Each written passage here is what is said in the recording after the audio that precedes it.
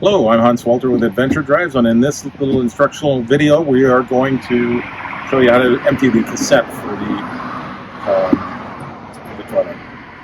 There are a couple of buttons here indicating whether it's full or not full, and we just open it up right here. There's a little clip down here below. Lift up on that and the cassette will come right on out. And then you wander off to your local bathroom, open up and just dump away. And once you've done that, make sure it's sealed up. Bring the cassette back in. Done. Very, very simple.